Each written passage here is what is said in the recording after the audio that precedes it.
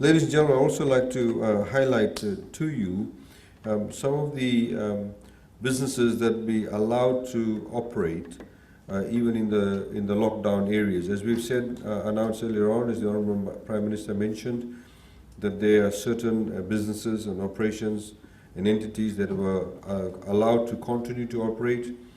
For example, those that were deemed to be essential, not just essential defined under the ERA, but also essential in respect of activities.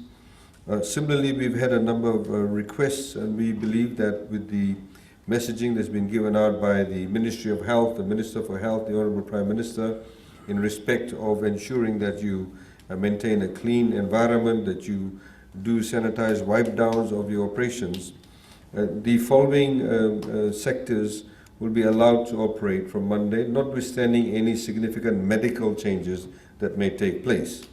And these are, for example, as you know, under the essential services, we've allowed for food manufacturing plants and sanitizing manufacturing plants to remain open.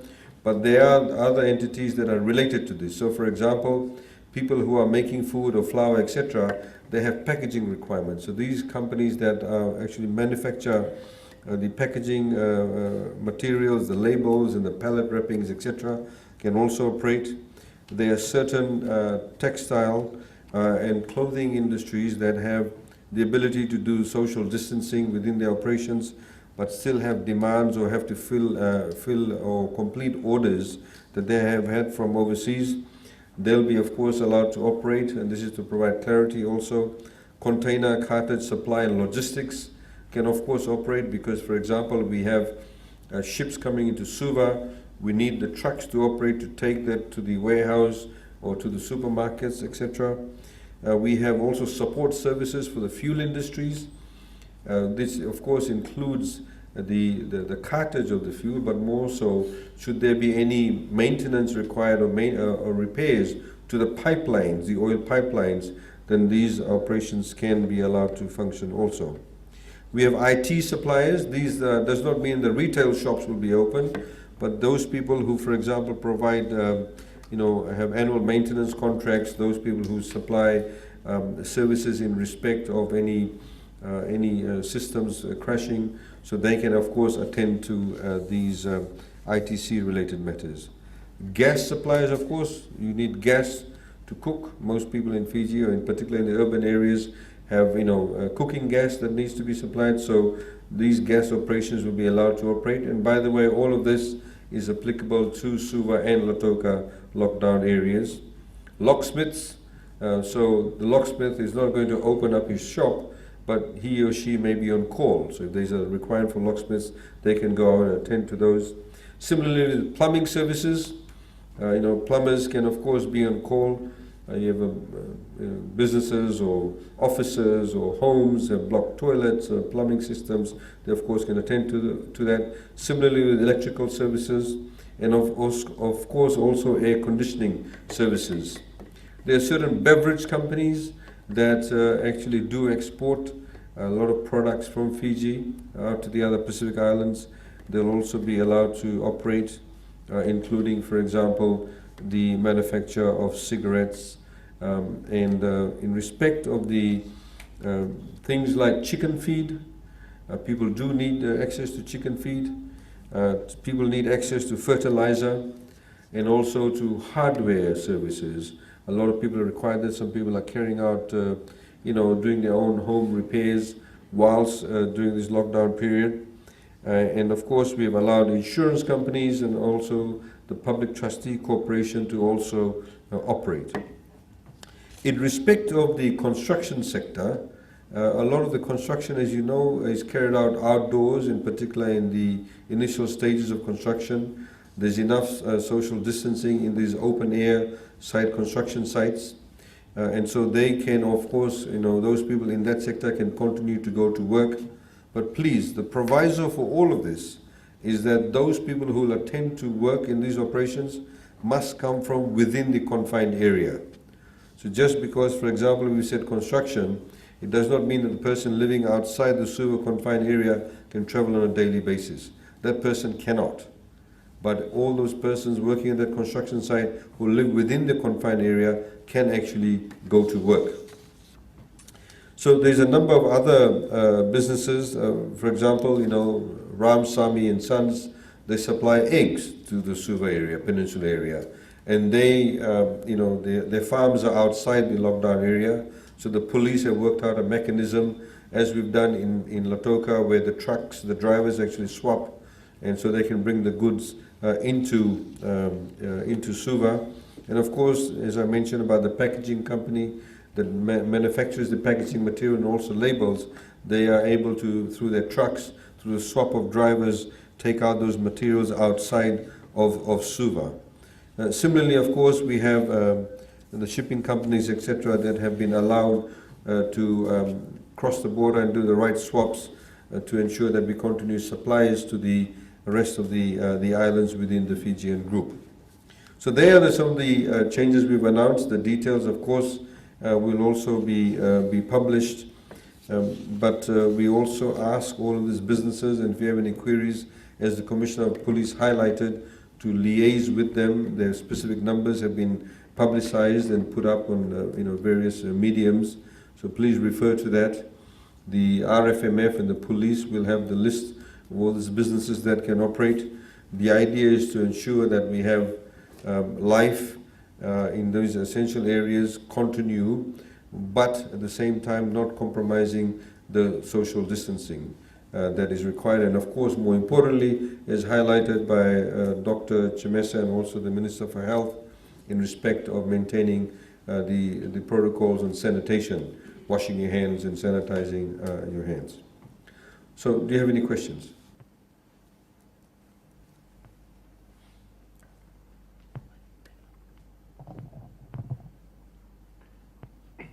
So I believe the Fijian government is working under the Ministry of Foreign Affairs, is working closely with the Fijian High Commission in New Delhi and trying to bring over Fijians that are stranded back in New Delhi. Would you be able to provide an update on this? Well, at this point in time, India is not open. They're not allowing for any flights, I think, unless it's related to supplies, etc.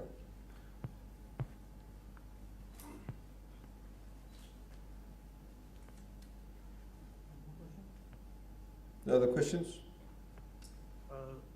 Sir, Navi from CFL. Being the Minister of Economy, what is the state of the economy right now, being 3 weeks into COVID-19 crisis? Well, as we've highlighted, obviously, the tourism sector has almost come to a halt. There are 1 or 2 hotels that have been occupied, of course, in the Western Division, which the Ministry of Health is actually using. But as you know, there are no planes flying, essentially for tourism purposes. That means the tourism sector is essentially closed down. And of course, all the businesses that's related to the tourism sector is no longer functioning, which has had enormous impact, and immediate impact, and expeditious impact on the flow of revenue from the tourism sector. Therefore, which has meant, as highlighted in the budget, and I'm sure you were there listening to the budget address, that it has an impact on government revenue. So this is why we've scaled back tremendously government expenditure, but also at the same time provided a stimulus package to ensure that people get some form of assistance, in particular those who have become unemployed or are temporarily unemployed as a result of that. And as we've said right from the beginning, that we need to take a long-term view, long-term perspective regarding this, the ramifications of COVID-19. As you know, that many countries, for example, have gone into negative growth rate, and we similarly are predicting a negative growth rate because of COVID-19, which we also announced during the budget address. So that's the situation, and of course we are managing it in respect of, as you would have seen, we've had a discussion with various MDBs. We had a meeting with the President of the Asian Development Bank through a telephone conversation on Thursday, the details of which I understand are already out in the public space. And they have been very forthcoming. They see Fiji as the hub.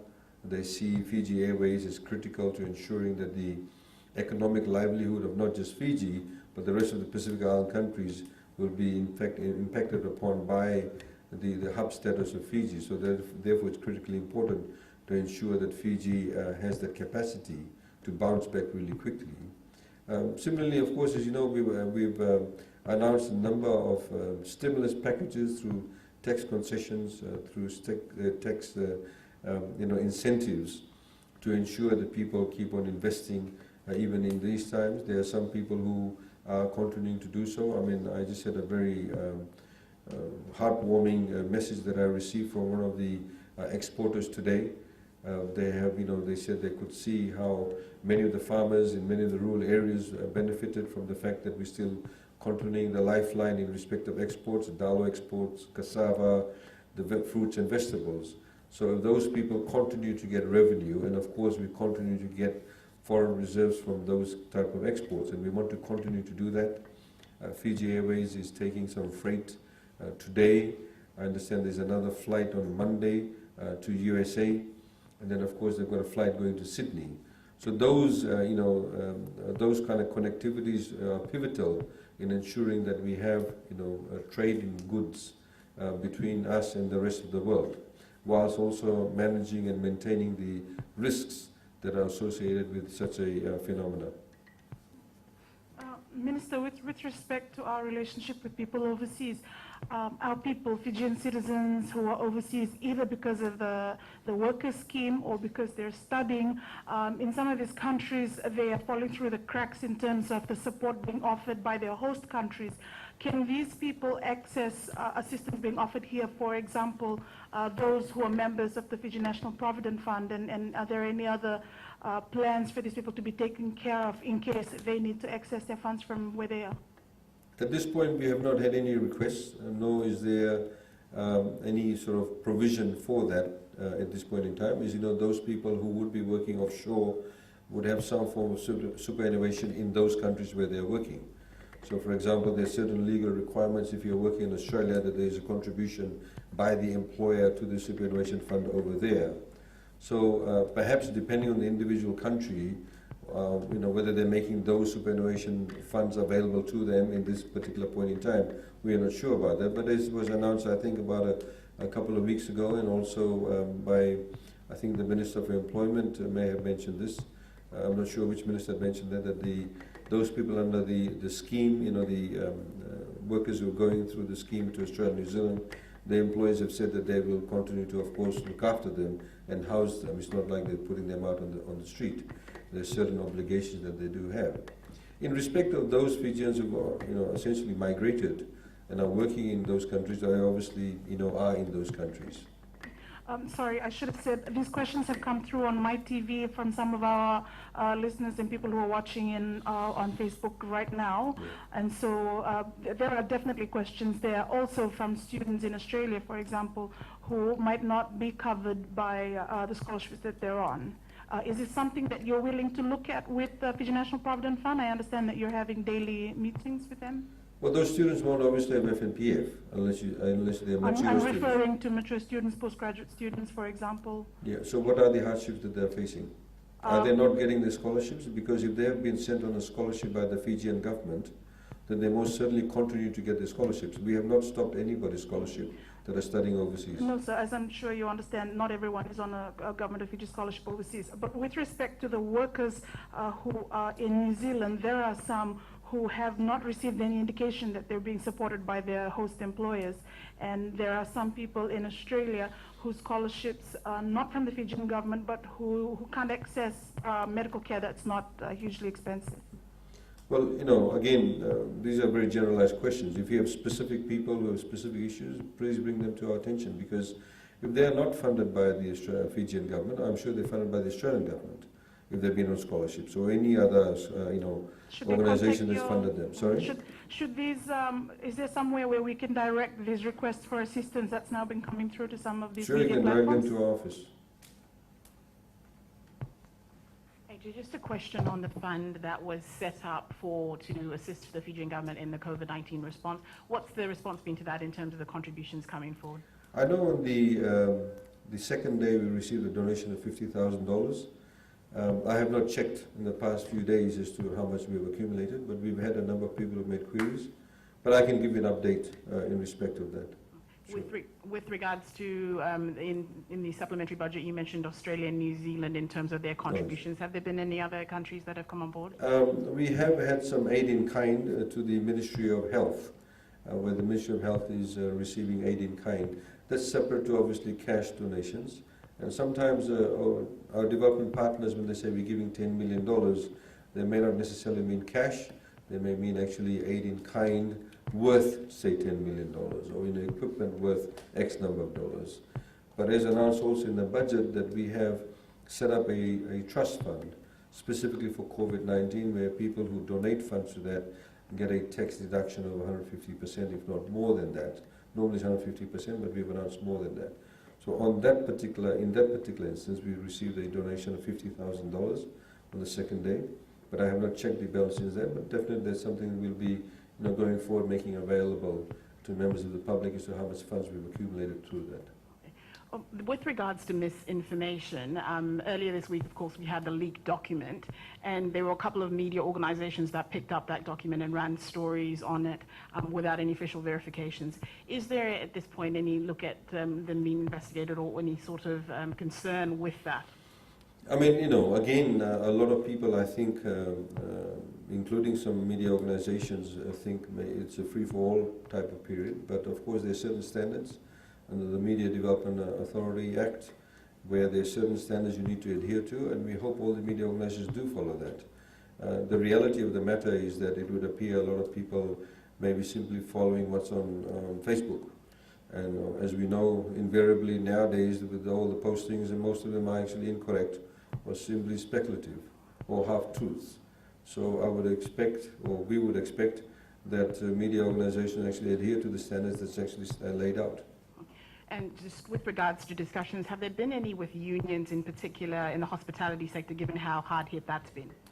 No, we made those announcements. As I mentioned in the budget, that the FTUC had actually written to us, and many of the proposals they had, in fact, we had already thought about those, and they are being taken care of. I think the unions also are being sensible too, because they do realize that the reality of the matter is that there is no business in the tourism sector at this point in time, and depends on how long it goes on for, depending on the balance sheet of individual companies, how long they can survive, and that is really a test of survival now, depending on how well you're running your business. But of course, there may be certain operations of certain hotel properties that may want to invest now, given the very attractive, tax rebates and tax incentives we put in place, and they may have some capital up front.